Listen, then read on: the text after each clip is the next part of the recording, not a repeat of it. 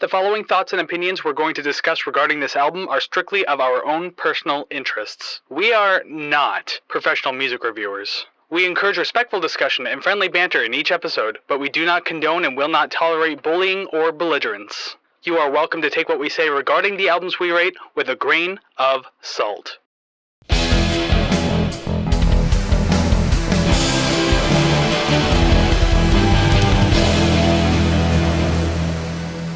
Well, hey there, everybody, and welcome to another episode of the Rate the Record podcast, episode 58. Holy crap! Once again, with the exclamation of "Oh my God, holy crap!" or just can't believe that we're here anymore. I'll never get over that, though. Just like, and I say it every episode. I'm sure it's old hat now, but 58 episodes just wild to me. And it's my belated birthday episode, so I'm extra excited. I was gonna say, speaking of old hat, hey, your old hat host for the day are Kris and Savannah. Yes, that is us, and yeah, it was Savannah's birthday last week. And this episode was also supposed to come out last week, but we didn't do anything. Life happens, and that's okay. Shit happens. But we are doing it today, and this is the one that you chose for your birthday. Yes, I have heard this album dozen upon dozens of times, and I'm pretty excited to hear what you thought about it. A little nervous, but excited nonetheless. And I'll just say to our audience real quick, too, usually when we record these podcasts, and although the audio listeners won't even notice, we don't have our videos on today. So even the video viewers, obviously, you're not going to be able to see us.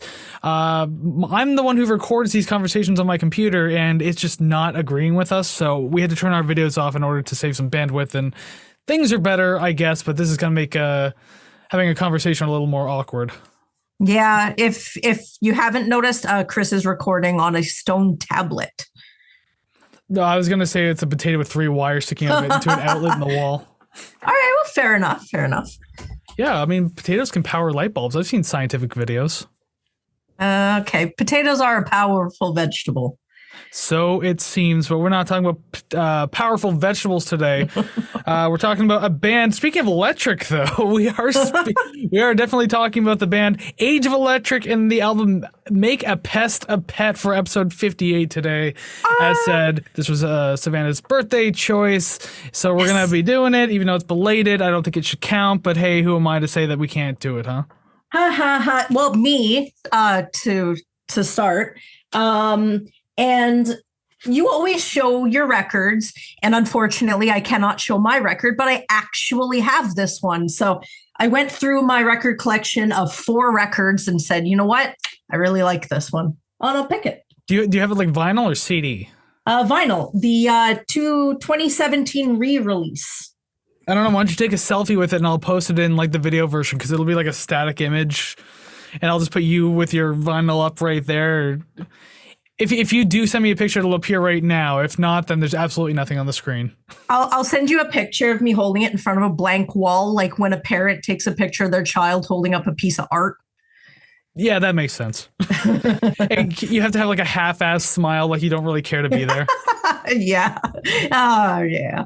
But yeah, 58 episodes in. If you're still here joining us as you have been before, thank you very much for joining us again. It's always great to have familiar people in the crowd, listening to us, hanging out, being part of that musical community. Or if you're brand new here, welcome to the show. We're glad you're here. Hope you enjoy your stay. Hope you have some fun here discussing music, being part of our musical community that we like to build. I didn't do that part in the beginning. I had to do that in a second. But regardless, that means you don't know what we do here. So each week, Savannah and I will choose an album completely at random, or in this case, a birthday, I suppose. Woo. Or we also do like anniversary style albums, like is it turning 20, 30, 40, something along the lines of that. We've covered many, and we will cover many more. And of course, we are doing requests as well. We've done a few this season, and there's one more, I believe, coming up this season. So hey, you have that to look forward to. Mm-hmm. But regardless, we do choose an album every week. We discuss it at length. We rank the songs, and then we rate the record. You tried. I did. It was like half there, and then the audio cut like halfway through that like little noise buzzer thing. You know what? I'd like to think that it's endearing at this point. We all know it's not going to succeed, but it's my adamant trying every time that really gets you. And if anything, your audio has slightly improved for this episode because you actually have new equipment now. That OnlyFans is really paying off, huh? I do. Well, yeah. Also, I don't live near my family, so they're like, "Oh, happy birthday! Have money," and I go, "Cool! Now I can get a new microphone. Sweet." Excellent. So I like how you spent your birthday money on a brand new microphone rather than just like spoiling yourself. I don't spoil myself normally. If you've gone back through the last 57 episodes, I'd like to think that 55 of them I'm wearing the same shirt. So Probably. I recall a few popping up. Yeah. yeah. I am a cheap lady. Well, there you go. And real quick before we start today's episode, though, because I forgot to do it in the beginning, and I don't know how I forget to do things out of order. Yes, this is the Rate the Record podcast, and you are here to help build that musical community that we just talked about. So make sure you hit that like, subscribe, rate, share, comment, follow. All of those things really do help the channel grow in many, many ways. We want more eyes and ears on the product, and you can help along with that because you're here. So by all means, spreading the good word of this. I don't want to say good podcast, but I mean, if I don't want to sell myself short either, so I guess I'll say spread the good word of the good podcast. Well, to be fair, if you don't want to say good, you can say fantastic. I don't know if that's too much of a stretch, but that's what I'd like to think anyways. Good for you. I disagree. But yeah, so I'm telling people to like share a very crappy podcast. Thank you very much if you do. Very, very much appreciate it. Over in the audio world, you know, those rankings and reviews, you leave those comments and everything like that. It boosts us up in the musical commentary community, and we want more people to be a part of it, just like you. So please do that. And of course, YouTube, you know, you hit this like, subscribe, and you can comment and whatever, all that kind of stuff. And yes, we are over 100 subscribers still.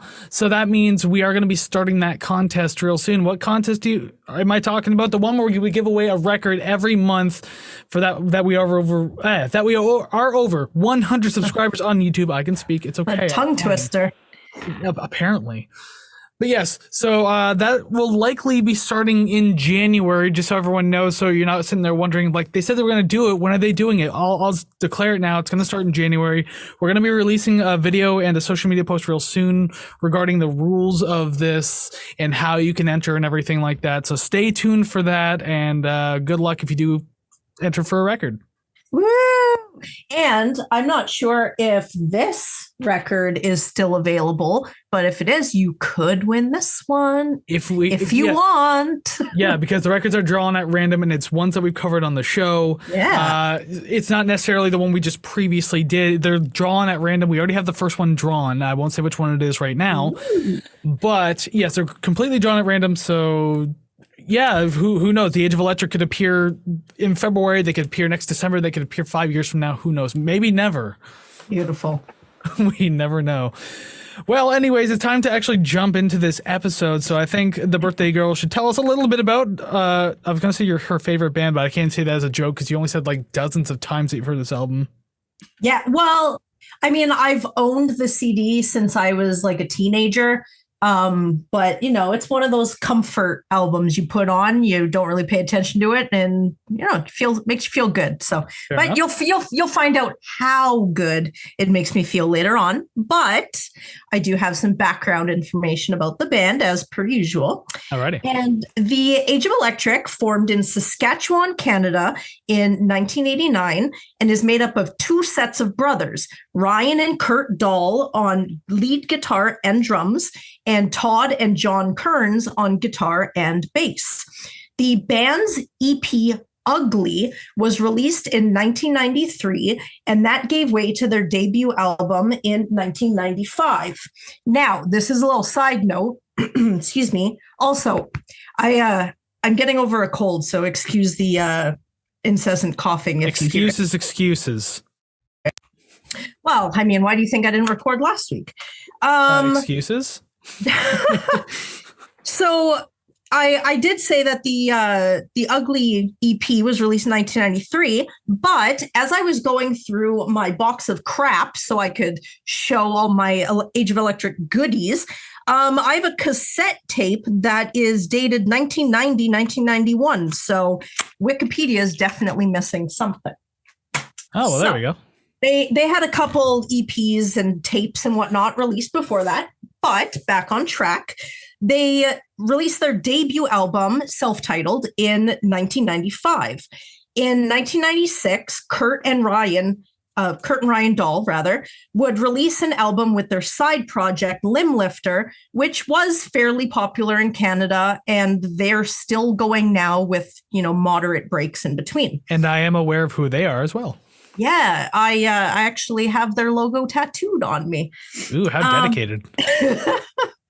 The Age of Electric's second album, Make a Pest a Pet, was released on February 25th, 1997 on Mercury Records and was recorded solely in Vancouver. Produced by the band and features producer Gil Norton for only 2 tracks, the album saw 3 singles, Remote Control, I Don't Mind, and Don't Wreck It.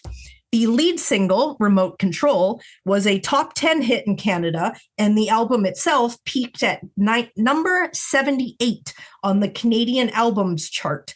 In 1998, the record was certified gold in Canada, and I don't believe they won any awards, perhaps nominated for a Juno, but I cannot confirm nor deny that fact. Well, there you go then. My research skills are poor. Yeah, whatever Wikipedia doesn't tell me, I just don't know. Right? Like, I love this band. What do you know about it? I don't know. I just know that I like their music, I guess. Yeah. And throughout this entire show, I'm just going to tangent off about stories about the members of the band and whatnot. Oh, I guess I should probably say, last episode we did the spoiler, and I said that one of the members of the band coming up played with Slash and Miles Kennedy and the Conspirators. Well, it's Todd Kearns plays bass with Slash. Well, there you go then. Now we finally have the answer to that absolutely dire question we had a couple weeks ago. Nobody could have just looked that up. So absolutely you're welcome for the information. Because everyone would have just got sidetracked and just Googled Slash and everything like that. They'd have been like, oh, it's Alter Bridge. That's what they're doing. And then they make fun of the November Rain video. And they're like, why was I looking up Slash again? Yeah, I'm confused. Well, we're not looking up Slash. We're here to talk about the Age of Electric. So I guess we should go ahead and just jump into the album now, since it seems we're ready to do that. So let's go ahead and start with song number 1, probably their only known hit, Remote Control. Now, because it is my quote unquote belated birthday episode, I'm going to ask that you go first on every one of these tracks. Is that just is that just to kill time so you can actually think of things to say? It is not. It is because I want to, and I can. Good for you. Okay, then I'll do it. Fine. So yes, right. The song number 1, Remote Control, their only known hit as far as I'm concerned. Mm-hmm. And immediately off the top, again, trying not to go with bias because I am very much aware of the single. I was alive in this time. I just said, oh yeah, this is definitely a 90s album. I mean, there's something so recognizable about the tone alone. And that a lot of bands at the time, especially alt rock bands, had this tone. So it's definitely right there for you to hear. Mm-hmm. And I mean, the song benefits from having lightly overdriven guitars, which, spoiler alert, is kind of a thing that goes through the entire album. Distortion probably wouldn't sound so good on a track like this, or quite literally any track on this album, aside from a few moments, especially with guitar solos. Yeah. But other than that, I mean, it's again, just it ties back to being an enjoyable tone. I definitely can agree with the whole 90s thing. I think that a lot of Canadian bands that came out around that time or really hit their sort of stride around that time did sort of capitalize on that as well. A lot of them I like and I enjoy. So I guess just that sound is something embedded deep in my brain that just fills me with endorphins or serotonin or whatever the hell it is. Yeah, please refer back to episode 33 when you picked Tripping Daisy. Oh my God, I loved it. It was great. But for this one, I really like when albums begin with a single because it really grabs your attention from the beginning, just like that familiarity. You're like, okay, you really got me for this. What else can you offer? Especially when you start off strong like this. I like the layering in the song. A lot of the songs on this album, even the vocals, just sort of Todd and Ryan, they do the vocals and sort of harmonize with each other. And I think that it sounds great. Yeah, I mean, and that happens a lot on this album too, especially with the harmonizing and everything like that. Some songs work better than others, but this one was all right for it. Yeah, this one has a very wide production to it too, although I think most songs of this album do. I wrote this note not having heard any other track on the album, so like kind of keep that in mind moving forward. I think I've done that a couple times.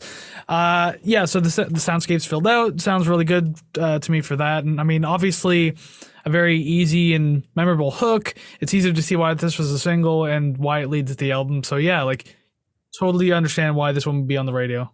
Yep. Agreed. Awesome. Then we can, I guess we're just going to move on then, because that's all I really have to say about that one. Song number 2, I don't mind. This song started with like enough promise, and then it kind of just went like really indie pop rock real fast. It kind of like changed up my expectations of the song. Not that I immediately started hating it, but just it killed any momentum it had right in the beginning for me.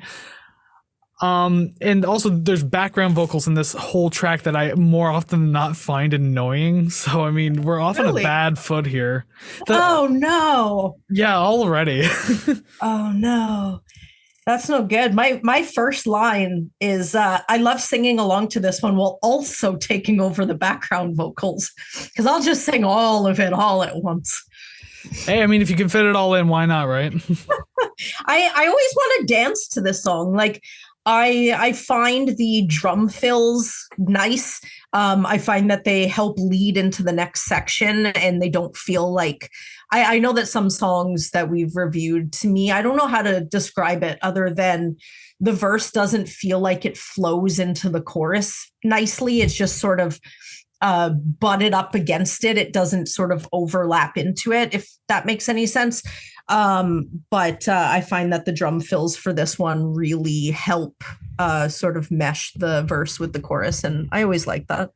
It's interesting that you make that note, because I make that note a few times on this album, how it's just like they don't know how to transition. They don't. And it's Really? Sometimes it's bothersome, and it's not necessarily that the songs sound bad, but it's just like if you can't tie in the verse and chorus, I mean, that feels like lesson 2 or 3 of songwriting 101. So I mean, like if you can't do that, you're gonna have issues. And there's a few points where it really bothered me on this album. I don't recall if this was one of them though, because I didn't really make a note about it.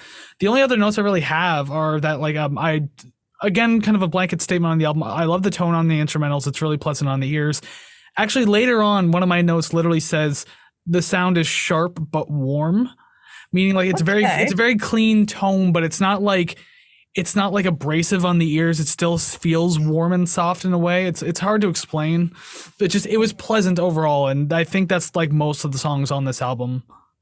I'm actually kind of glad that we don't have video, because I'm fuming already. You were supposed to love what I love.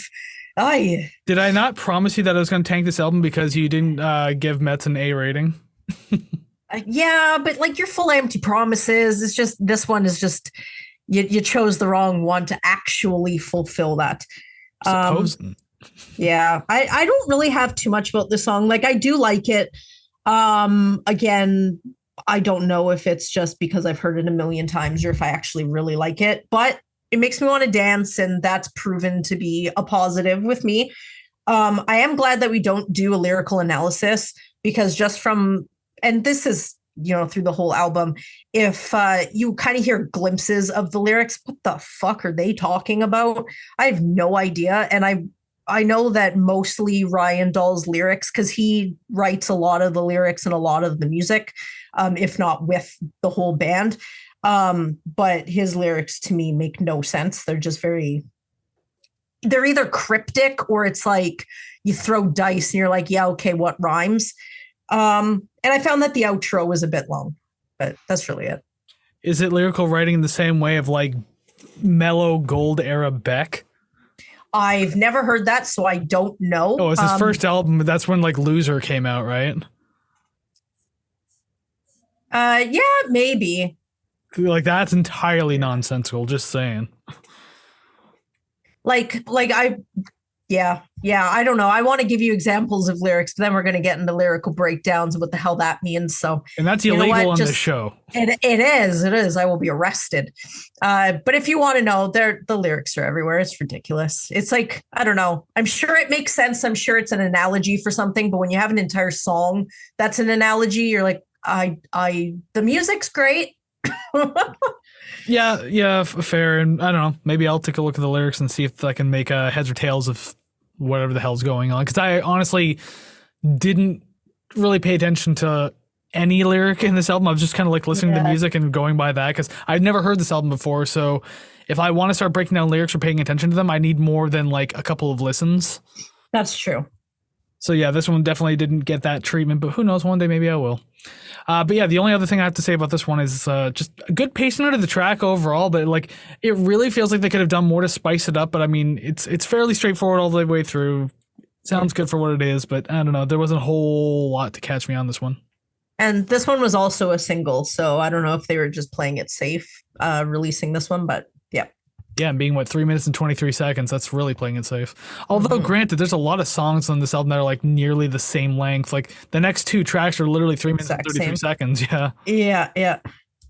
All right, well, we'll move on. Song number 3, Nothing Happens. And my very first note, this one feels like it could be like a Tragically Hip track for the most part. Really? There's something about it, like just the way it was like stylized. I could suddenly hear like Gord Downie coming in and like just going off lyrically with it. It's just like, yeah, this sounds like it could be a hip track, but that's just me. Imagine that. Imagine a feature by Gord Downie, and that would probably amplify this album right up. Yeah, because in 97, like they've already hit their like bag of hit singles by now. Like Road Apples and Fully Completely already a few years behind you. And what I think in 98, Phantom Power came out, so they were really hitting their 90s sound too. Yeah, and that one had the song Poets, and I really like that song. Yeah. Fireworks, that one's my favorite. I don't know if I recall that one, but I'm not a huge hit fan, so I couldn't point out every single song by them. Yeah. Mainly just their huge hits. And to quote Kris, we're not talking about the Tragically Hip. I was literally just about to say that too. I was like, know you were. This has nothing to do with Tragically Hip. It's everything to do with the Age of Electric, so let's keep going on with this one. There was this weird quiet synthy organ in the background of the verses that I felt like was like passable, I guess, but upon multiple listens, I don't know, it felt buried enough that it was just starting to bother me that it was there and like not doing more. Like, not that I feel it could be good push forward in the mix, but at the same time, like, I don't know, just it felt like it was there to be something different, but it was so quiet and kind of, I don't want to say it wasn't noticeable. Yeah, it's hard to know what I feel about it, but it's just I kind of liked it, I guess. It kind of sounded like a MIDI thing, but I don't know. Yeah. No note on that. I never noticed the like organ intro at all. I think I've just mentally or just audibly ignored it all of these years. Because actually sort of focusing on this song, I hear it going, where the hell did that come from? Because like, I think I've accepted the sound, but what's making it, my brain's like, yeah, that doesn't matter. So it sort of being buried or, you know, sort of hidden, I can relate to that.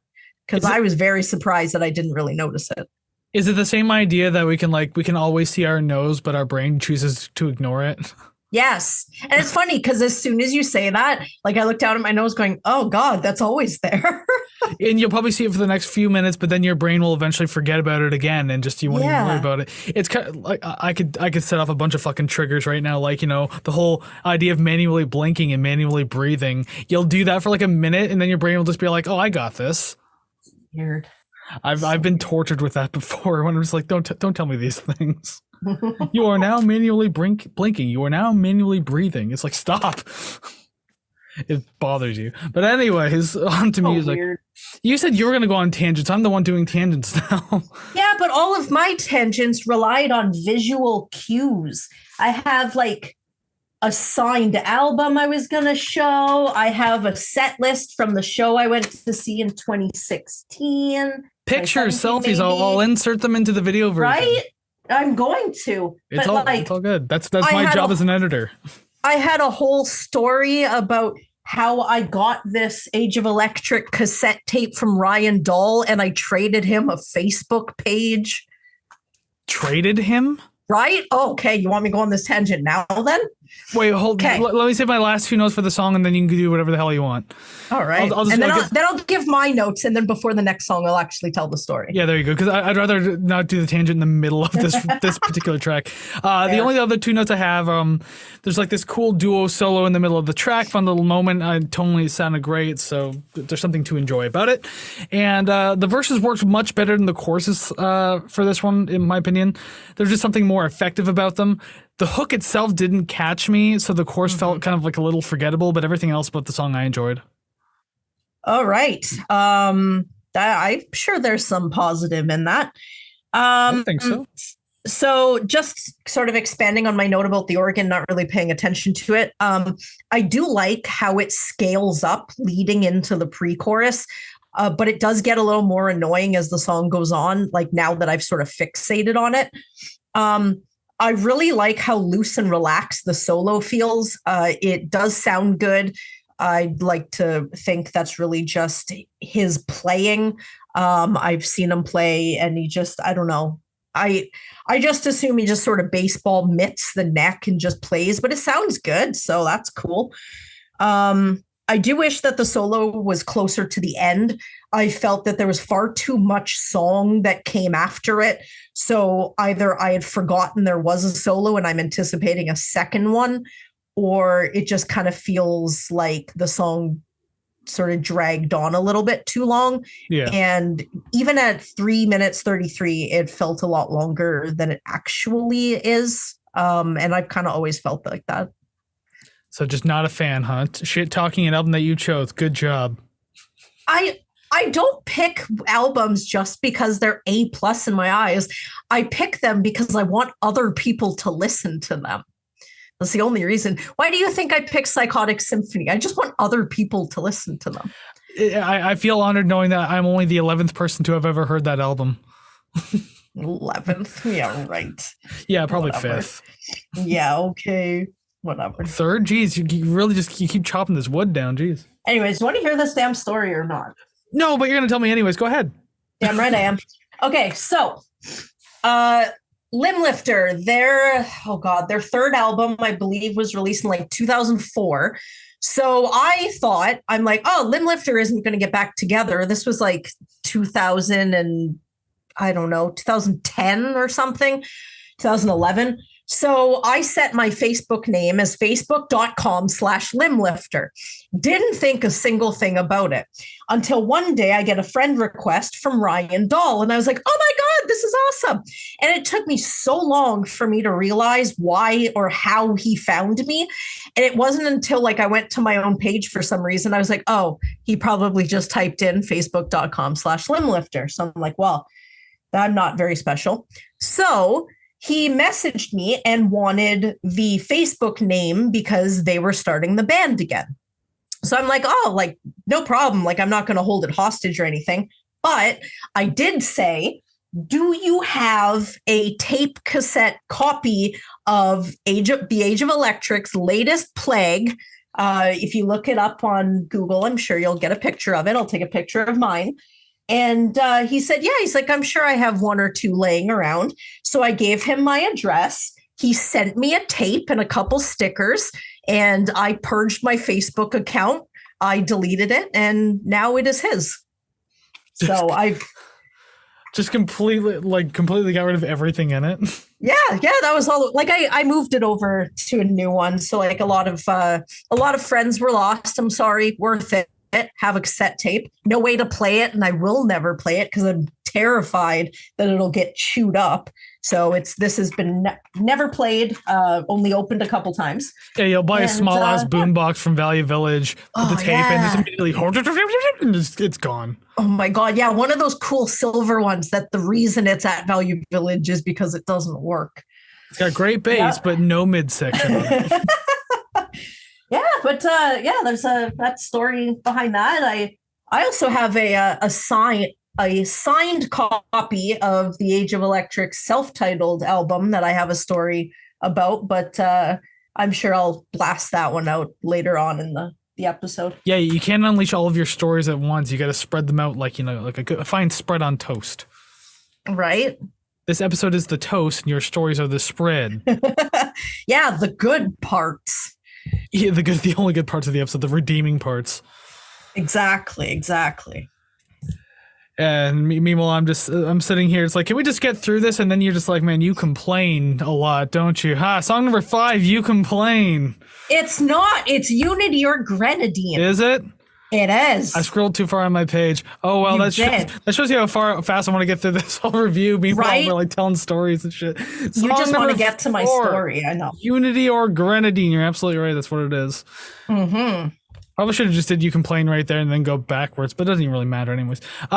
So I do like the bass line for this track. Sounds cool. And it's a different start too, and just like a different part as compared to what we've heard so far, because you haven't heard bass chords for this whole album, and here it is suddenly. I will say though, there was a really weird and bad mixing choice in this track. Like right in the intro, where you have the bass playing and then you have like the drums like way the hell off into one side of the headphones. It's just like on the ride cymbal. Mm-hmm. It was a really unappealing production decision. I don't know why they chose it. It's like stylistically, thematically, I should say. Like I can't understand why they would do that. It sounds bad, and you don't hear it for the rest of the track. So I don't know why they did that. I like the sound of the bass though. I never noticed. I will be listening to it again later on and seeing if I notice the same thing.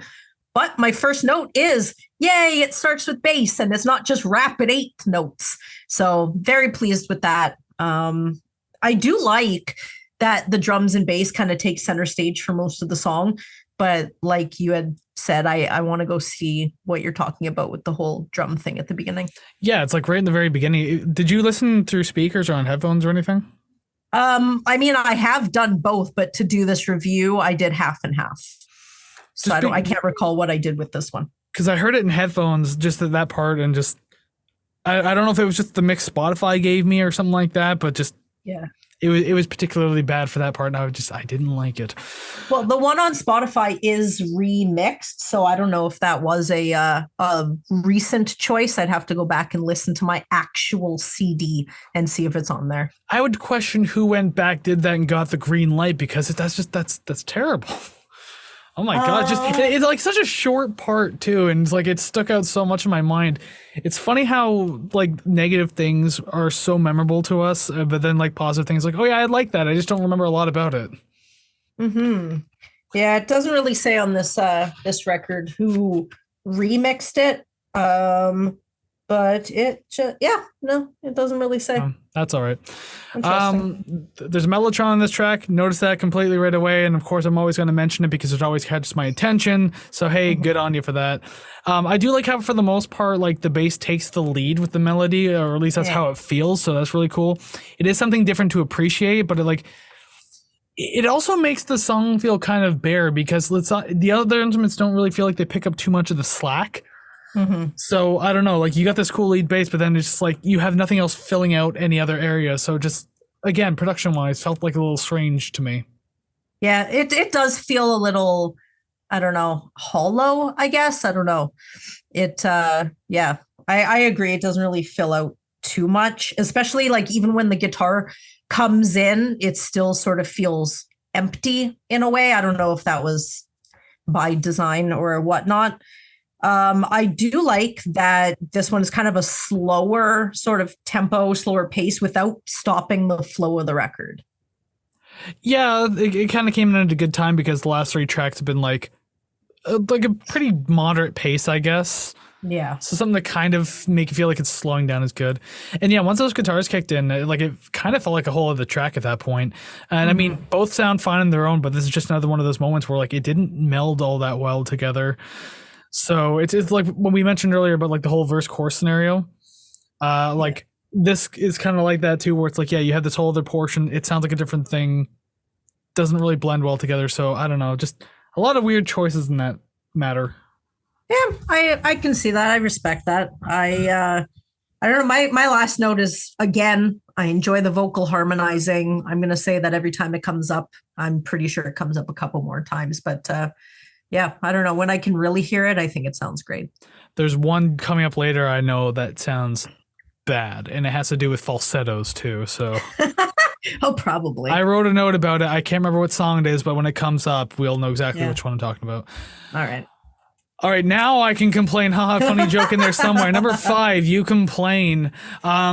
Another comparison to another band, as I said with the last track, one of the last tracks there being Tragically Hip, immediately reminds me of the instrumental track Hispanic Impression by the Queens of the Stone Age, which is their very first album, by the way. So, yeah, like if you heard, like I know you probably haven't heard it or anything, but the idea is like if you listen to that song and then you listen to this one, you'll know exactly what I'm talking about, just in the way it's got like that very bouncy 3/4 dan dan dan dan dan dan. Like they're both kind of like structured like that, so that's what it reminded me of. Interesting. I bet this one came out first. When did this album come out again? 97. Yeah, I think it came out by like a year earlier. Oh, it looks like they owe them some royalties. Well, it depends on when they wrote that Hispanic Impression song, because Josh has been making music for a while. No, still royalties, doesn't matter. Suppose. I like the drums on this one. I like the drums on so many of the songs on this album. I find that they're very tight and they add enough where it's needed, and it's not like drum fills just for the fuck of it, you know? Yeah. So I like that. And to be honest, the vocals sell me on this song. Although I never really liked how repetitive it seems, I kind of have this strange newfound appreciation for it.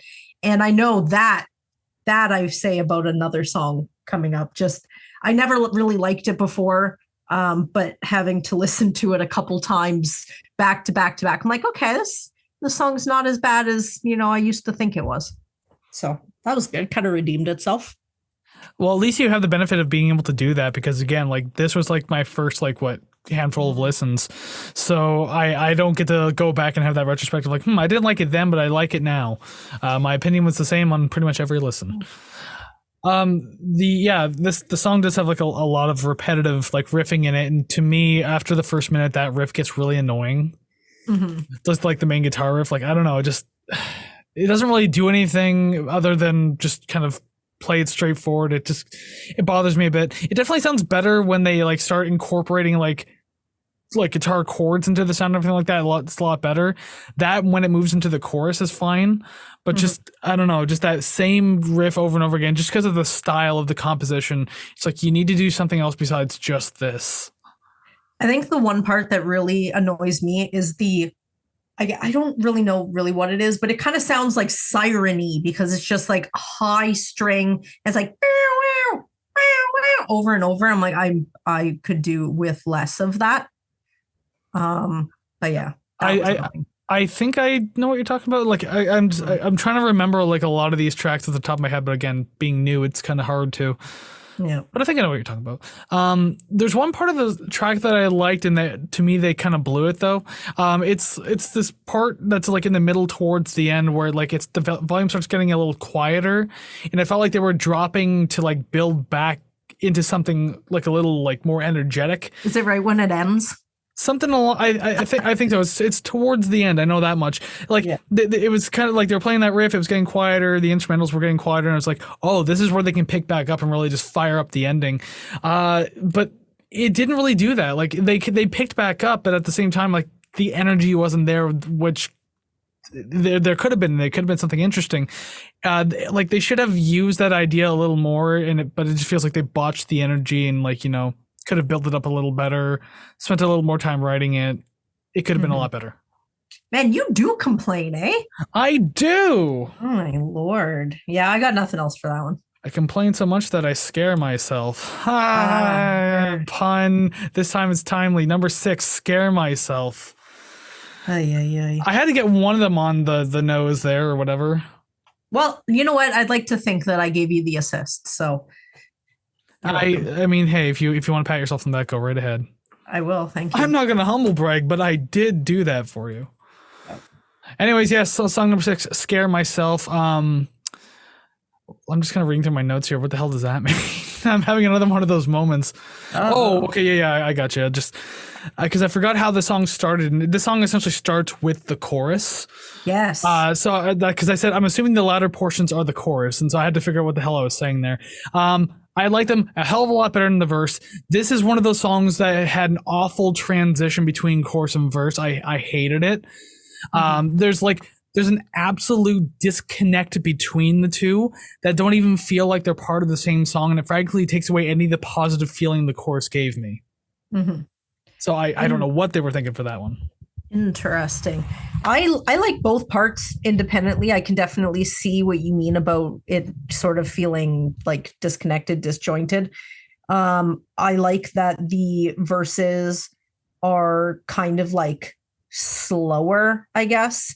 I like the guitar during the verses. I don't think that it was written. It sounds far too off the cuff and like, I don't know, passionate, I guess. Where it's just sort of, you listen to the bass track and then you're like, okay, like bass, like B-A-S-E, the bass track, and you're like, okay, I'm just going to throw some shit on this while I listen to it, one run and it's done. So yeah, I like that. Like, yeah, I can get that too. And I did write that like this song could work as two separate tracks. Yeah. Because like, yeah, the verse is really chill and it sounds fine. Like I didn't have a problem with that. I didn't have a problem with the chorus either. It's energetic. It pushes the song along like what I felt was appropriately. So that's good. Mm-hmm. But in the end, I feel like this song didn't really know what it wanted to be. If that makes sense. I mean, like if they had taken a little longer to write it, just like one of the previous ones we were talking about, like maybe something better could have come out of it. Like even something of a better transition, like a pre-chorus or something that could have worked, but just, I don't know. It's two weird ideas that don't meld well together. You know, you're eating a peanut butter and ketchup sandwich. Like you might like ketchup, you might like peanut butter, but together you won't. Ew, that's a disgusting imagery. That's how the song makes me feel though. That's not good. No, not really. This song does have one of my favorite solos on the record. I think it was very fitting, and I really enjoyed that. I do have sort of a criticism with this one. Shock face. When the song quiets down, it kind of had a chance to ride that wave, but it just didn't, and it just went back to the chorus with no changes. That was kind of like, I don't want to say annoying, but it was one of those times of, oh, are you going to offer me? Oh, we're just going back to that. Okay.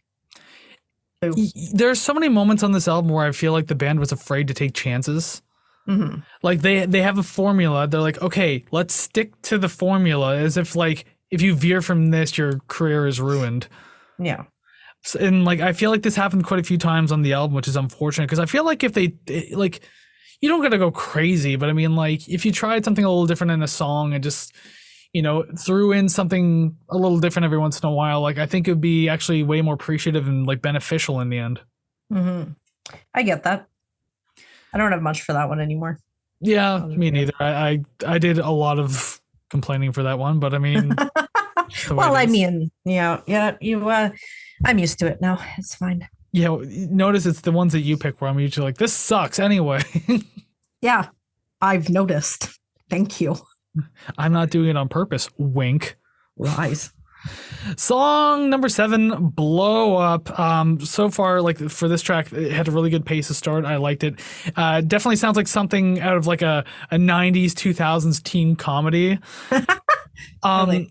I will say though, like this one's like another one of the short-ish ones, like 3 minutes and 25 seconds. Not much changes up in this song, but I will say though that it's kind of nice to have something consistent, and as like compared to the previous track that just like felt lost in its writing. So like if I'm comparing this to Scare Myself, obviously I like it a lot better. Yeah. And I do like once again, I wrote about the tone earlier in my review, but like I do like the I like the slightly overdriven rhythm guitar in this one. It's got that, this is where I say that sharp but warm feeling, and it doesn't stand out too much. So it's just kind of like a nice thing to have in the background. Yeah, pacing with this one's good. It's a fun track. I liked it. So there you go, positive. Yay! Good. I like the song. This song is sung by Ryan Dahl. He sings 2 songs on this track, or on this record, rather. To me, because I've listened to Limb Lifter, this definitely sounds like Limb Lifter. It doesn't help that half of Limb Lifter is half of Age of Electric. Definitely a major fan of the drums. Again, the fills definitely please me. And I kind of like the sort of stumbling feel that it gives me. That's entertaining and enjoyable. And yeah, just with Ryan singing the song, him and Todd definitely have different singing and guitar playing styles. So it's nice that the record can kind of benefit from showcasing both of them. I guess I didn't notice in this one about the vocals, but there's a track coming up where I noticed like it sounded like a different singer.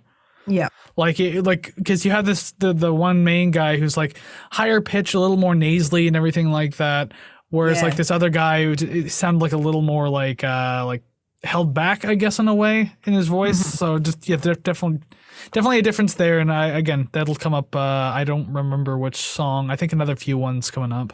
Yeah, if you make note of it, it is more than likely the other one that he sings. So, is it the song "Real Stumper"? Yes, it is. Okay, cool. That's where I made that note then. Yeah. Todd has more of a kind of, I don't know. You can see him singing in a glam rock band, which I'm pretty sure that's how they started. Really? Yeah. Yuck. Yep. There are some videos and pictures online if you'd like to indulge yourself. But I'd like to say by the beginning of the 90s, they've definitely shed it all. Hey, if not most of it. This would be a great transition that if you're telling stories about the band, if you have another story you'd like to tell right now, now's the time to do it. I do. Okay. There's no better way to transition, so you might as well just go right into it. I'm going to do sort of an abridged story because this is sort of a couple stories in one. So I have the Age of Electric self-titled album. The background of the album is white. So I figured it was a good idea to use this record to get all 4 of their signatures. Now, I decided to do this knowing that the band was not together at all. I never thought that they would ever get back together. So the first one is I went to a Limb Lifter show, and this was after my interaction on Facebook and whatnot. So I went to a Limb Lifter show and I got Ryan Dahl's signature. He wrote across the front cover Savannah's copy, so I can't ever sell it like I ever would want to. But I have his signature, so that's 1 out of 4. Number 2, John Kearns, the bassist. I found. Do you remember Robin Black and the Intergalactic Rock Stars? I wish I didn't. Oh, do you though? Yes, I know. Oh, I'm that's so sick of you. Yeah, I remember him. Excellent. Okay, good. So, I nearly met him actually. So, little side note, a side story off a side story. One of my friends, he used to work with I think Sportsnet or something, and did MMA stuff. And Robin Black is I guess, amateur MMA fighter and commentator and stuff like that. He's a fighter. Yeah. So my friend and Robin Black, they knew each other. And my friend asked Robin Black to give me a call on my birthday. And this was, I think, in 2011 or so about 11 years ago. I got a phone call from Robin Black. He wished me a happy birthday, and I will never forget that. It is the best thing that ever happened to me in my entire life up until today. I mean, that is pretty badass that he just calls you on the phone. Right? It was so cool. I did not expect it at all. But getting back to my main point, John Kearns, he played bass at a show that Robin Black was playing. They obviously played in the same band. So I went, unfortunately, did not see the show, bought a ticket, left, came back, and I just wanted to get John Kearns' signature. That was literally the only reason that I was there. So he was number 2. I got that done. Number 3 and number 4. Now, Kurt Dahl ended up going to play drums for the New Pornographers. I was planning on seeing them live sometime so I could get his signature. And Todd Kearns ooh, him playing bass with Slash, that was going to be my unicorn, that was going to be really difficult for me to get his signature. Mm-hmm. Well, before I ended up getting signatures 3 and 4, I ended up buying a ticket to see Slash in Toronto.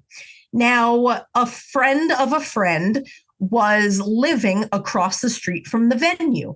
So after the show, we went up to their apartment. We're watching the venue and we're just watching, waiting for them to leave so we could just run downstairs and go get a signature. Well, apparently the band had left first. So I had shown up to the show anticipating meeting Todd Kearns.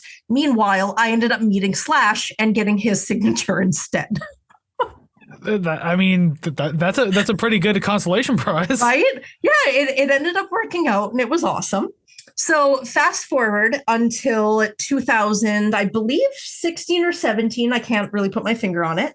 But by that time, Age of Electric had decided to get back together. They haven't released anything new, only a couple extra tracks that were released on the Make a Pest a Pet re-release, and they are on Spotify as well. But they played a show, and I went to said show, and I ended up getting Kurt Dahl's signature and Todd Kearns' signature. And I told Todd the story of me showing up to a Slash show, wanting to meet him, but ended up meeting Slash anyways. And I told him, like, yeah, and it was okay. He's like, oh, I'm going to tell him that. I'm like, yeah, you know what? Go ahead. Go right ahead. So that was my story of how I got all of their signatures on my album. What a story, Mark. No, I don't think I have any more. Those two are the most entertaining.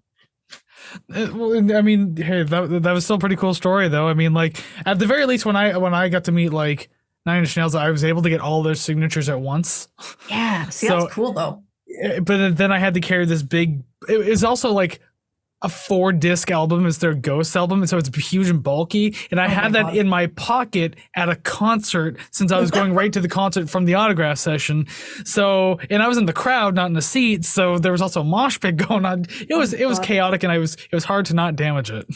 That kind of reminds me of when I went to see Gigantour with Megadeth. Ew. And that's where I go, whatever. That's where I got my picture, where I have my picture with Dave Mustaine and the rest of the band. Thanks for your money.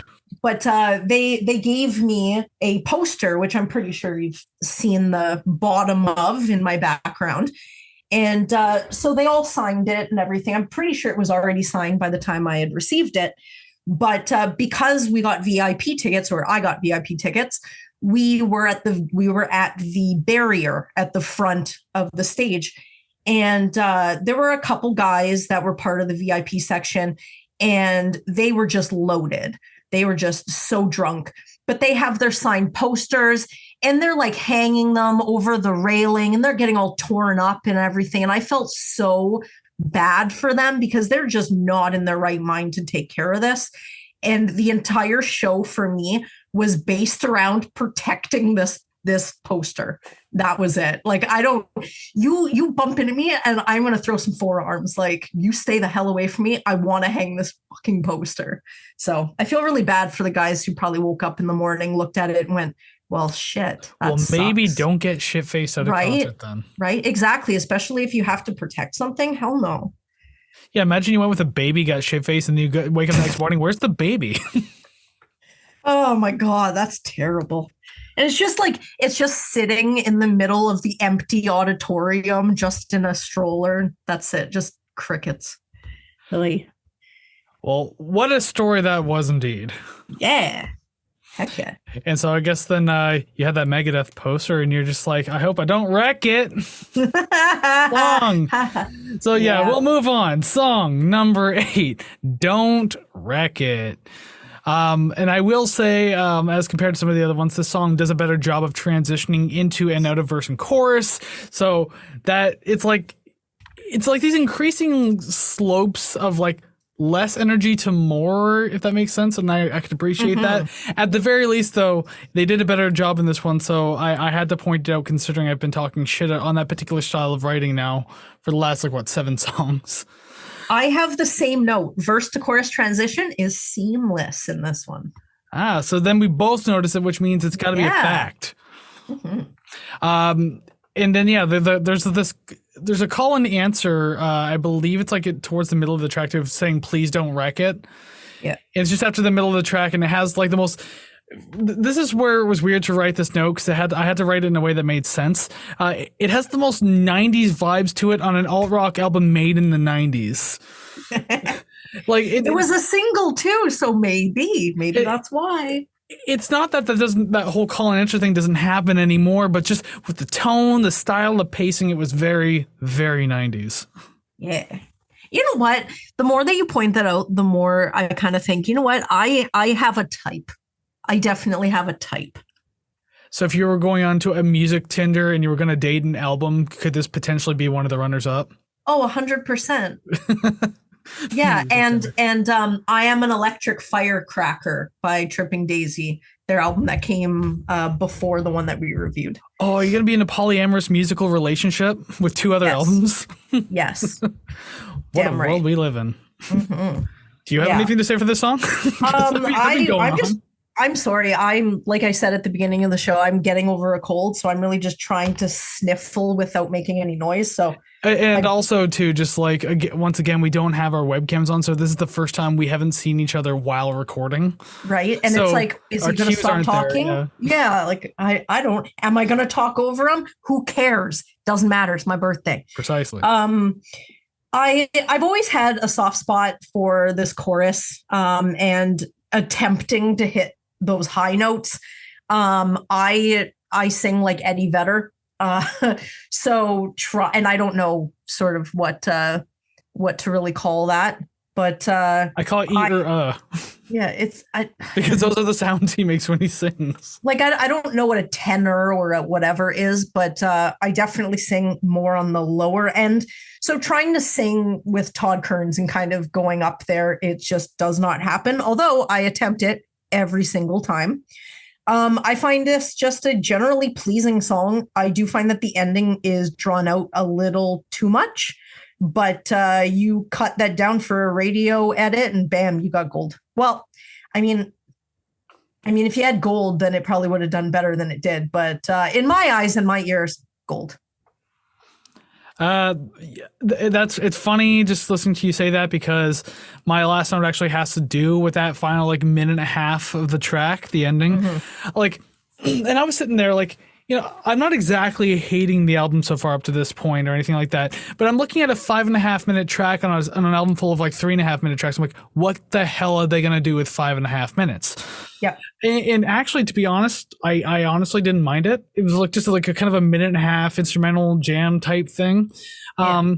It definitely had something of a Pearl Jam vibe to it. Speaking of you mentioning Eddie Vedder there, like there's something about the instrumentals that reminded me of Pearl Jam. So it sounds like they're just using a bunch of different influences in this album. Like maybe Pearl Jam, maybe Tragically Hip, like maybe that's all just kind of part of it. I don't know. I don't feel like it dragged too long. It was actually kind of nice to have, and I like the little quiet solo guitar that kind of closes out the track. So. Mm-hmm. The ending really had me there. I liked it, and I was like, you know what? That actually wasn't bad for a 5.5 minute track. I was expecting a lot worse. Well, I was expecting a worse review. Okay, I can get on board with this. Now I seem like the dick, but you know what? That's okay. I'll take it.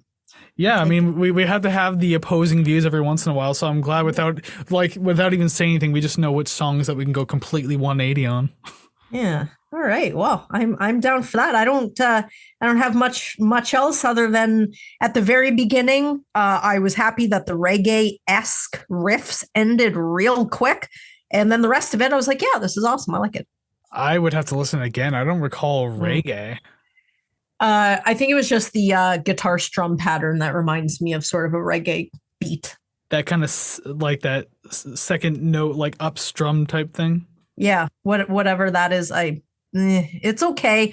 I like when it's a little bit more rock oriented, but as soon as something kind of sounds like reggae, I'm like, this just isn't my bag. I have far too much energy to listen to reggae, so I don't know. Some reggae can be energetic depending on what you're listening to.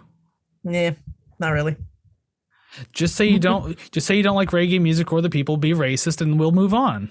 Oh no, the people are fine. The music is just not my bag. That's it. It's just fine. Trying to throw you under the bus. That's all. Happy birthday. I can feel it. Thank you. A road rash. You're getting old and you're getting cranky. Song number 9, Cranky. Just trying to find all these like weird ends now for stupid puns. You know what? I'm going to let you have these ones. It's fine. Well, the fact that I introduce every song and then for this episode I have to start every review, yeah. I have to do something. Well, literally you have to start every review because I don't have any visual cues. So I'm like, just start it. It makes way more sense. I think there's only been one song out of all 58 episodes that we've done now that you've started the song review because I think it was like something particular that you wanted to jump in on. Yeah. But it only happened once. I haven't given you those permissions yet. Yeah, I know. You keep the passwords. Exactly. Song number 9, Cranky. So I really only have one note for this one, and because the song's really short, it's awesome. 3:16 minutes long. I like how they, for the most part, subtracted the percussion from this entire track.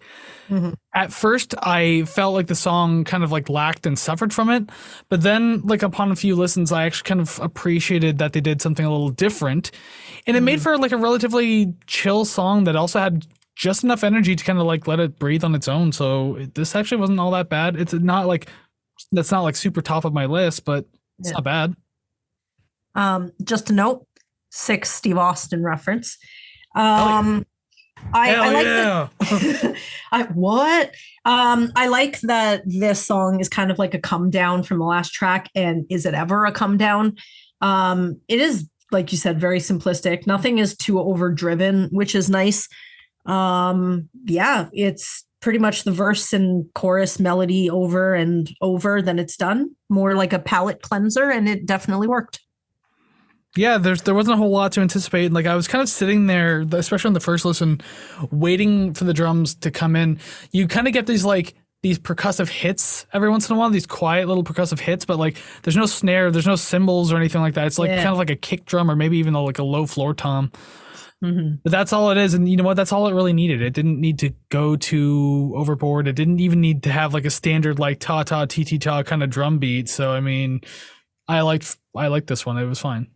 Yeah, and I'm pretty sure if I can recall, it has I don't know, kind of like a string sort of thing. I know it's a organ or keys or whatever, but I don't know. I find that it adds something without taking away something else, and I like that. If I'm remembering correctly, I wonder if this is another song that had the mellotron in it, because that would be the strings you're talking about. Mm-hmm. I have the paper to find this out, I think. The liner notes. Do. Killing time, feeling fine. Killing time. I don't see it. No.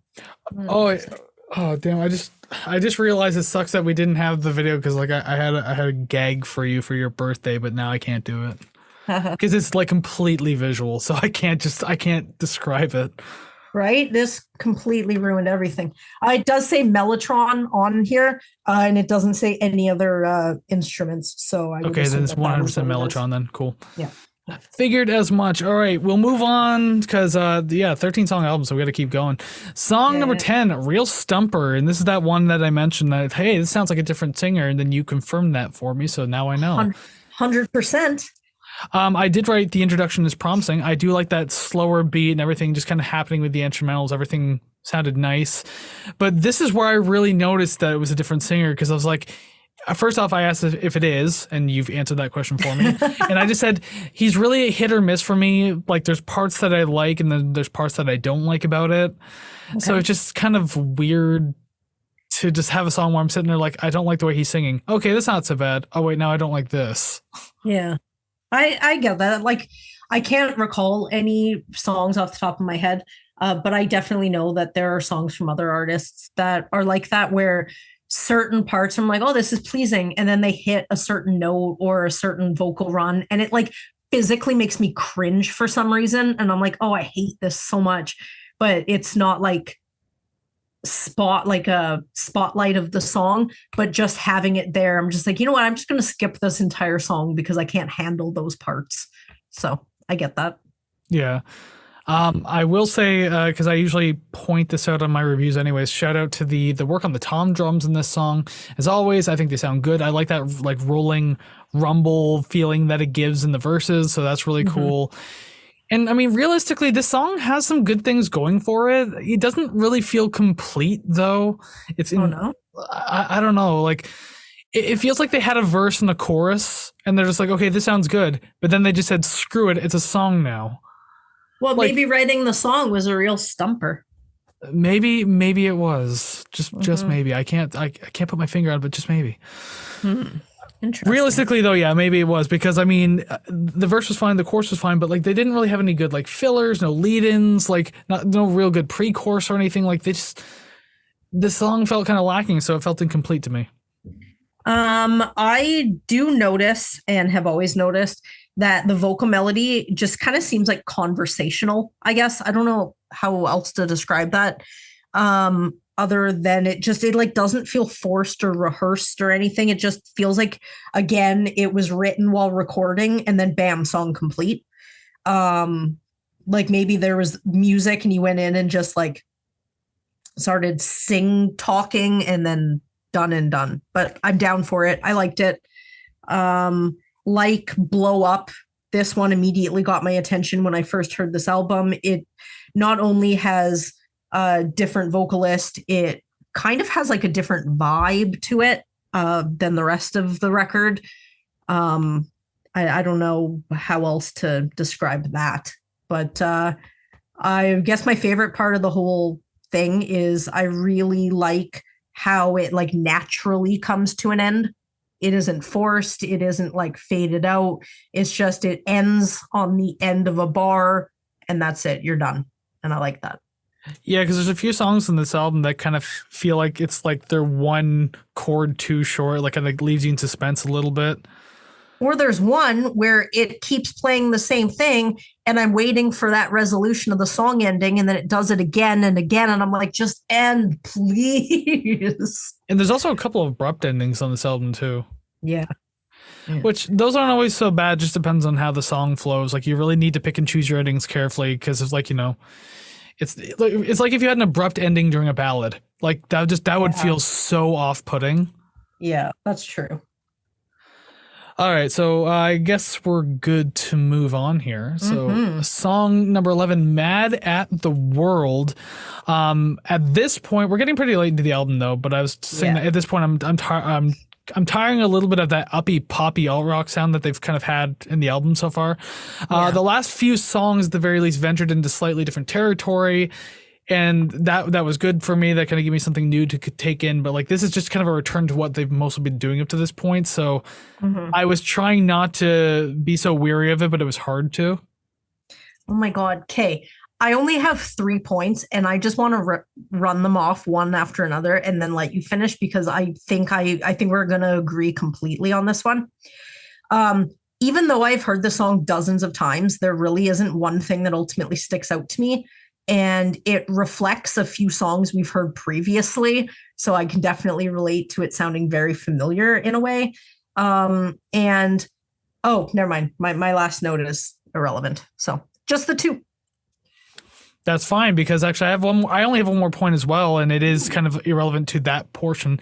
I did say that I like what sounds like an acoustic just at the halfway point of the song. It's very brief, and it added a nice little texture to what I called a one-flavored sandwich. Ew. So is it just ketchup now then? No peanut butter? Probably because I like peanut butter more than ketchup. Yeah. Oh. That's sad. And well, I only have one more note, and it's just about like the chorus and just my preference on how songs are written.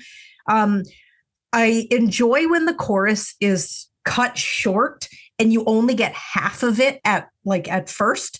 And then when the second chorus comes in, then they sing or they play the entire chorus. I really like when bands do that because it's kind of like a little appetizer at the beginning. And then the second time around, they give you the entree. I enjoy that. And I always notice it and I really like it. So that was a positive for this song, at least. Yeah, they hold you off a little bit. Just make sure that you're in it for the long game. Yeah. And just any band that does that, you just cut it pretty much right in half. And then you play the other half the second time around and really you get that payoff. And I like that. Well, at least you like that much about it then. I mean, again, like Yeah, there wasn't much to grab for the song for me. Like I liked a couple parts of it, but other than that, just yeah, it's just. This is where I was saying earlier, like it feels like they were afraid to take chances because like they could have done something else with this song, but they didn't. Yeah, I get that. They're writing this song and they realize it sounds the same, and they're just like, "My mistake." I knew where that was going. Yeah, that's fine. I'm not trying to make them unpredictable. I'm just trying to get them out at this point. It's kind of like you could see I have a big bag of like shitty looking lollipops, and you could see him like going down the row, handing them off one by one. You're like, oh, he's gonna give me one, isn't he? Yeah, like, ugh, I don't want this. And sure enough, there's no tricks, no surprises. I literally just walk up to you and like, here you go. And then I just, you look, it doesn't even have a wrapper on it. It's covered in hair and Band-Aids. Song number 12. I think doing this podcast is now becoming my mistake. My Lord, that's a disgusting mental image. Thank you, though. I've given you every reason to exit, and now you're giving me every reason to try to fire you. So regardless, I feel like there's this big like collective consciousness just to get you off the podcast. Yeah, right. Alrighty then, song 12, My Mistake. Yeah. The bass felt heavier in the mix for this track, which is fine. It's nice to feel like something else is taking the lead, although it wasn't technically taking the lead. It just kind of felt like that because of the mix. This is the song though where I mentioned that the falsettos in this track, like I just literally said, some of the falsettos in this track, yikes. They're not all terrible, but there's a few moments that have me snickering at how bad they sounded, and I don't know why they recorded and been like, hey, that's pretty cool. It's like, no, it's not cool. Stop. I'm gonna wedge you fucking nerd. Yeah. Oh my God. Okay. So I wasn't sure really what you meant about that, but I'm looking through my notes and I see the high octave singing sounds a little unnatural, although I know he can hit those notes when necessary.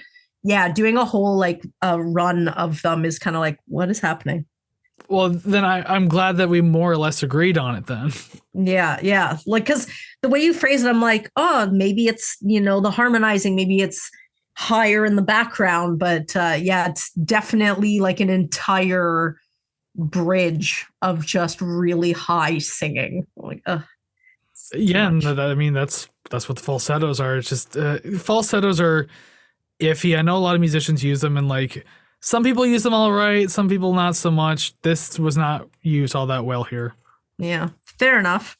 I don't really have too much for this one. I do like you, I do enjoy that I can hear the bass. It is quite melodic. I really like that it's not just, repeated quarter notes or whole notes or whatnot. That's entertaining. I really like the bridge because you can really hear the bass scaling up and down. That's cool. I guess really anything around the bass, thumbs up, down for. But with this song, I really feel end song energy with this one. I kind of feel it with the next track, which is actually the end song or the final track. But My Mistake definitely gives me like final track end album sounds. I could agree to that, but I disagree with your comment about Exist to Resist, and we'll get there momentarily. Well, I just can't think of anywhere else on the album I would put it, and in that case, I would have just taken it off. We will get there in a minute. Trust me. Okay. Oh, we may agree on that one. Right. Because the only other thing I have to say about this one, My Mistake, is the chorus at least feels much fuller in this track, and maybe again that's because the bass is like so much further ahead in the mix. I definitely noticed it, and I liked it though, just because again I like when things have like that full sound to it. So by all means, I'm here for it. So not a bad track overall. Yeah, I agree. Excellent. So then we'll actually move on to the actual real final track then. Song number 13, Lucky 13, Exist to Resist. Yeah, I didn't have a whole lot for this one either, I guess.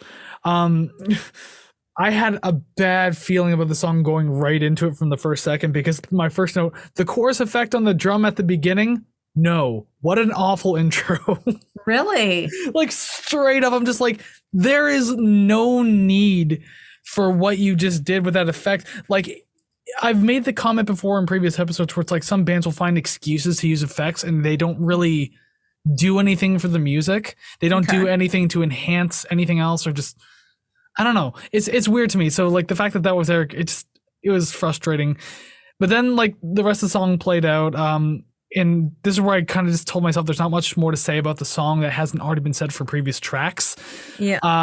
And this is where I said it doesn't really work as an ender. It feels like this could easily blend in at anywhere on this album and you wouldn't even notice. Really, even with that intro seems too slow to be stacked between two other tracks. Well, I don't know, but just I feel like this could have blended in anywhere on the album, or not at all, as you said before. Yeah, I definitely think my mistake. It's just a better end track. With this one, it seems like there's been or there are a few lyrical callbacks through this track. I don't know if it's just like one or two, but I definitely noticed them. And during the chorus, I do have to say that I love the guitar. The chords are just so pleasant. I like how they seem to be scaling sort of up and up. I'm learning that I like that kind of anxiety, anticipation feeling when chords are just like, well, I guess it just kind of scales up and up. It's just, I don't know how else to describe it other than you're just waiting for that sort of come down payoff. But you want that bass to drop. Yeah, right. Okay, so then you do know what I mean. It's just, it brings you up and up and up. And then sometimes it just goes back and loops. So it goes up and up and up and then repeats. And then I'm just like, oh my God, just like, you're like blue balling me right here. Like, I don't know what to say other than just, I don't know. Sometimes it's pleasurable. I don't know. Moving on.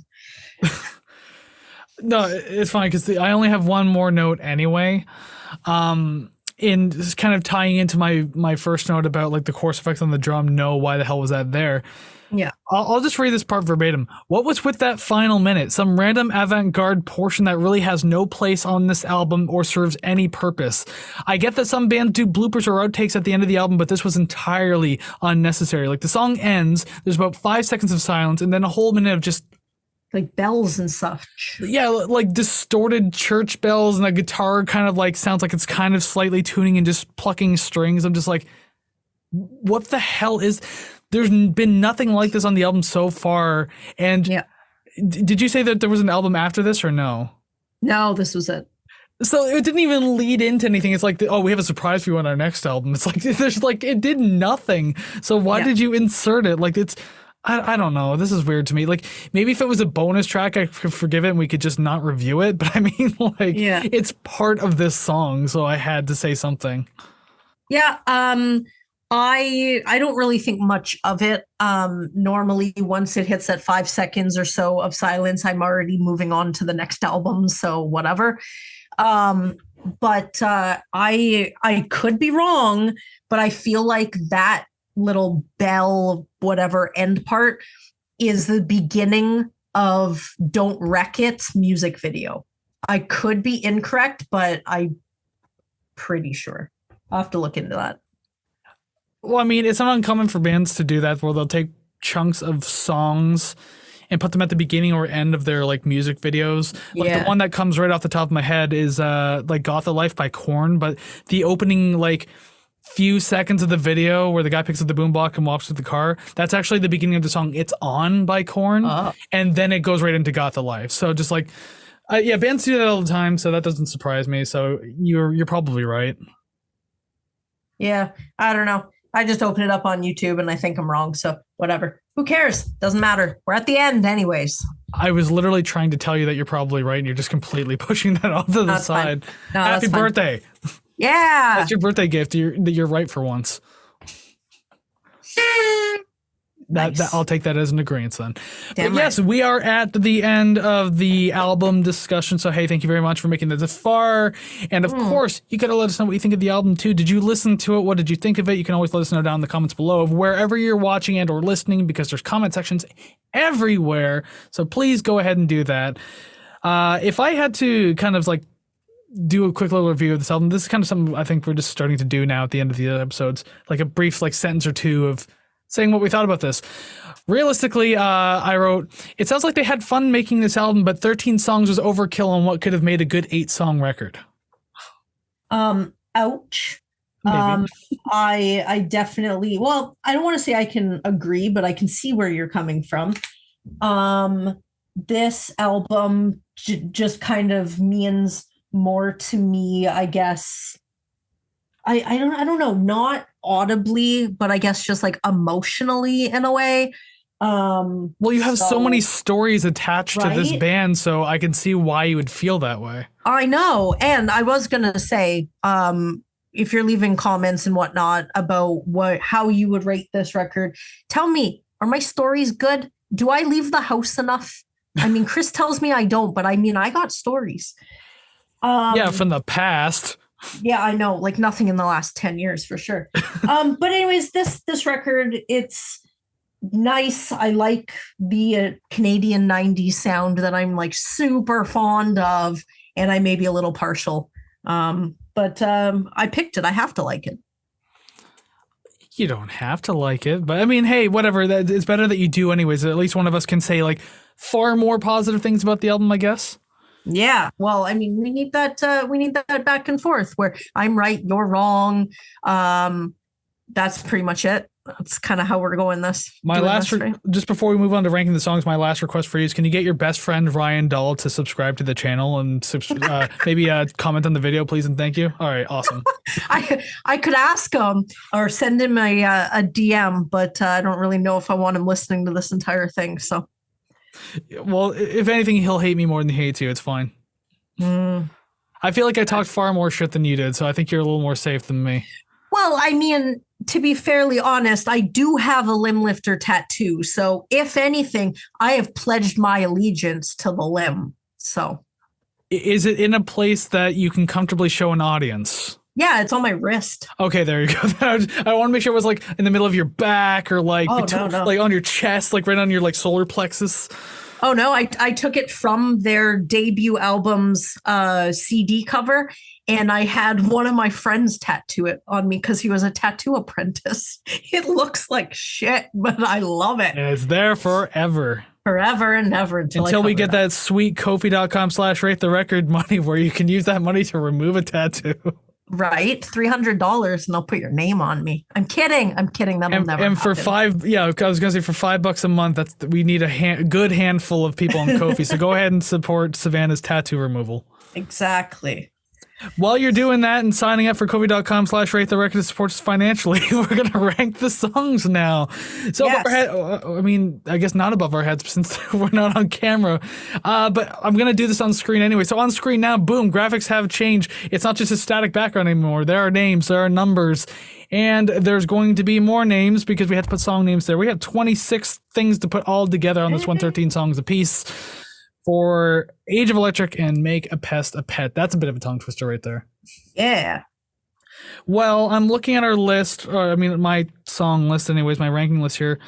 I have like 5 question marks. Okay. But oh god, there's 13 songs. There's got to be at least one, but we said that in the past too, so I don't know. That's true. I'm going to say 2. Don't know which ones. I'm just throwing it at the wall to see what sticks. Fair enough, but I can tell you, if we're going to start right now, it won't be this one. Song number 13, Scare Myself. Unity or Grenadine? Number 12, I Don't Mind. Nothing Happens. Number 11, Exist to Resist. You Complain. Going well so far. It's not. Number 10, Mad at the World. Yeah, number 10. It was a question mark too. Yeah. Okay, so we got one. Get rid of that pesky. Get out of here, question mark, piece of shit. Yeah. Okay, not this one though. Number 9, You Complain. Cranky. I just think of Cranky Kong from the Donkey Kong series. Number 8, nice. My Mistake. Scare Myself. Number 7, Cranky. Number 7, My Mistake. Yikes. Number 6, Real Stumper. Exist to Resist. Exist. Let's see here. We got 3 more. We can 3 more within 5. What are the come on. It's 0 is really what it is. Probably. Okay, number 5, Remote Control. Don't Wreck It. Okay, we're down to one more match now. All just in that one move alone. Don't wreck it. Okay. Yeah, we're not going to get it straight up. Yeah, I'm looking at where our final match is going to be. It's hard to say. Number 4, Unity or Grenadine? I don't mind. I don't mind. Number 3, Don't Wreck It. Remote Control. Interesting. Oh, this is going to be the make or break moment. Ooh, Oh, God. Tense.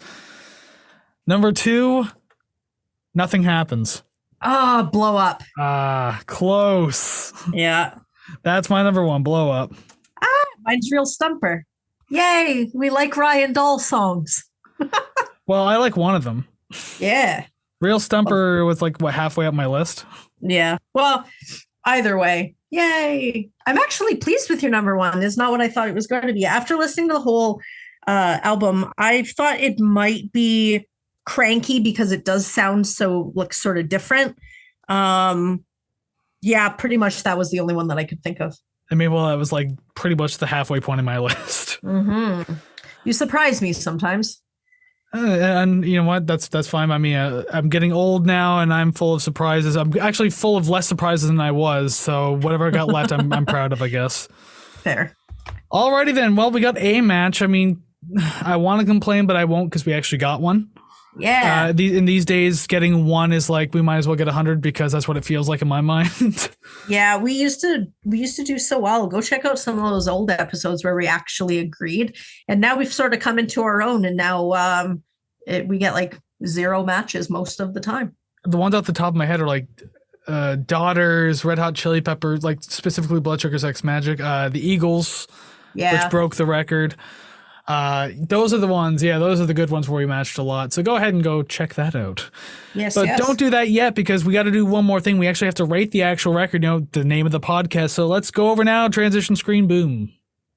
Alrighty then, the album rating screen. I mean, you probably are getting sick of looking at this. I mean, I am because I mean, look at that fat ass B tier. I'm gonna fat shame the B tier. Look at you, fat fuck.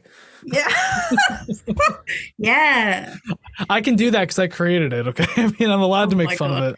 It is your monster. See, this is, if I was a dad, that'd be my that would be my idea. It's like, I can make fun of my kid. They're my kid. Oh my God, that is Do terrible. something, you useless fuck. Someone call CPS on him, please. Yeah, my non-existent son. Exactly. Yes, please, somebody save him before he's ever even born, which, spoiler alert, he won't be. Oh my God. Okay, what is your damn score? Quit enough stalling. Enough of the child abuse. I know it's terrible, and I know you're just avoiding telling me. I'm not avoiding first. I'm not avoiding telling you because I'm not afraid to tell you. Mm. Can I ask you what you think it is first? So I don't think, well, I mean, I did guess before we even started recording that it would be about 67, 68%. I stick by that. Even after listening to your review, I don't think that you absolutely loved it, but you definitely didn't tank it. So I'd like to think sort of middle of the road. I think our scores together will push it at a C+. I don't think it'll break the B tier for once. And if it does, yay, but my optimism is not quite there today. Oh, I fully anticipate a B tier album, jokes aside, because my score is 69.61, 69 nice. So for once, I didn't B tier it personally. So it's not in the 70s somewhere. It is. I gave it a C+ itself. Yeah. This is where you got to tell me it's a B tier album. Oh, it's definitely a B tier album. 75.92. I totally fucked it up this entire time. Yeah. So even if I got rated at 67, it wouldn't matter. It would still be a B tier album. Yeah, I guess. It's so frustrating. I hate it so much. B tier. So with that, your score and my score combined, that puts the record at 72.76%. That is B-. That is one better than Psychotic Symphony, but not as good as Billy Talent. So all your records are just piling on the bottom there, festering down at the bottom of the B tier. Lovely. Yeah. Oh my God! Are you like another B? I was happy that I C tiered it, but I mean I knew it was going to be a B tier. It's like my score is not low enough to tank it. Right, and like there's absolutely no way that I was going to like end up rating it 60 anything. I had no idea it was even going to be 75, but when it came out to that, I was pretty pleased. So, yeah. Yay, B tier. Be happy, it's your birthday. B for birthday album. There you go. Yeah. More like B minus for birthday album. Jeez. Yeah, I don't really know what I have to be excited about except for basking in the torture that is rating albums in the B tier. Because which is all the fucking time. Oh yeah, listening to you frustrated is a gift unto itself. Like at this point in season 3, we've only had 2 albums that weren't in the B tier so far. There was The Kills, our first episode back, and then System of a Down hit the A tier, and it's been nothing but B tier ever since. Yeah. What a bunch of shit. Anyways, that's our podcast. And that is the episode for the day. So, hey, thank you very much for joining us today on this episode, another B tier album. You shouldn't be surprised at this point. We can joke about it. We can complain about it, but it should not be a surprise by this point. We're just going to have to change the title to the B tier, and that's it. Yeah, we'll just give like a thesis on why we think every album is a B tier. Like every single album in the world is a B tier. Oh, hell yeah.